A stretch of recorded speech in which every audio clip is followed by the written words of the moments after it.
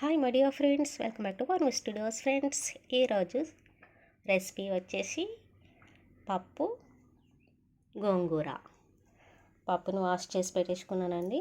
గోంగూర కూడా 3-4 times wash చేసి మళ్ళీ వాటర్లో వేసి పెట్టాను. ఎందుకంటే ఇసుక అది ఉంటుంది, అందుకని మంచిగా వాష్ చేసుకోవాలి. ఇప్పుడు పప్పులో గోంగూర వేస్తున్నా. ఇప్పుడు కొంచెం ఉప్పు వేసుకోవాలి.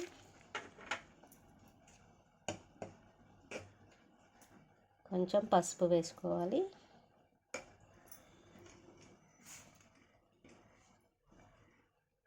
కొంచెం కారం కూడా వేసుకొని సరిపడా వాటర్ పోసుకోవాలి.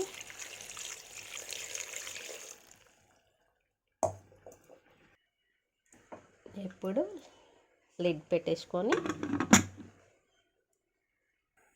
స్టవ్ ఆన్ చేసి స్టవ్ మీద పెట్టేసుకోవాలండి. స్టవ్ మీద పెట్టేసేయండి. ఒక 5 విజిల్స్ వచ్చిన తర్వాత స్టవ్ బంద్ చేసేసుకోవాలండి. ఫ్రెండ్స్, పప్పు ఉడికేలోపు పోపులోకి కావాల్సినవి రెడీ చేసి పెట్టేసుకోవాలి. ఒక చిన్న ఆనియన్ ఇలా పొడవుగా కట్ చేసి పెట్టుకున్న, 4-5 వెల్లుల్లి దంచి పెట్టుకున్న, కొంచెం కొత్తిమీర, 2 కరివేపాకు రెబ్బలు, ఎండుమిర్చి 2 పచ్చిమిర్చి సన్నగా చీల్చి పెట్టుకున్నా.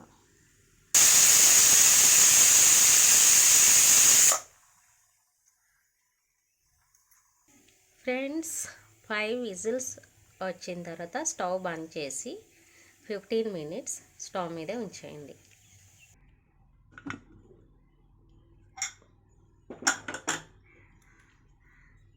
పప్పు గుత్తితో పప్పు రుబ్బుకోవాలి.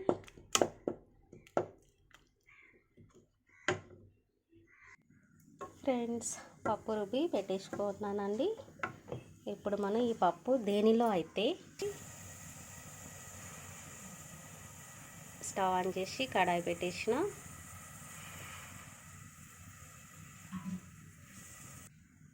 పోపు నేను ఈ కడాయిలో వేస్తున్నా. కొంచెం ఆయిల్ పోసేస్తున్నా. అలాగే నేను కొంచెం గీ వేస్తానండి.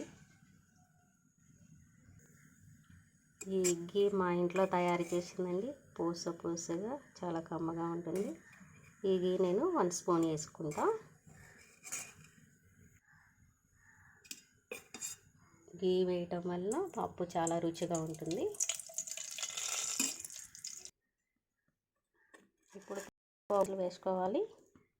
పచ్చిశనగపప్పు వేస్తున్నా, కొంచెం ఆవాలు వేస్తున్నా, కొంచెం జీలకర్ర, ఒకసారి కలిపేసుకోవాలి.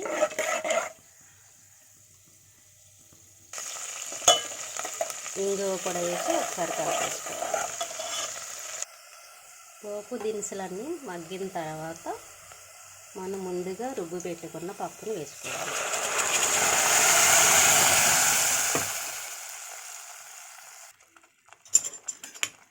ఒకసారి కలిపేసుకొని సాల్ట్ చెక్ చేసుకొని అవసరమైతే వేసుకోవాలి. అంతే, రుచికరమైన గోంగూర పప్పు రెడీ అయిపోయింది. ఫ్రెండ్స్, మీరు కూడా ట్రై చేయండి. మీకు ఎలా వచ్చిందో కామెంట్ చేయండి. నా వీడియోస్ మీకు నచ్చినట్లయితే లైక్ చేయండి, షేర్ చేయండి అండ్ సబ్స్క్రైబ్ చేసుకోండి. Bye, take care.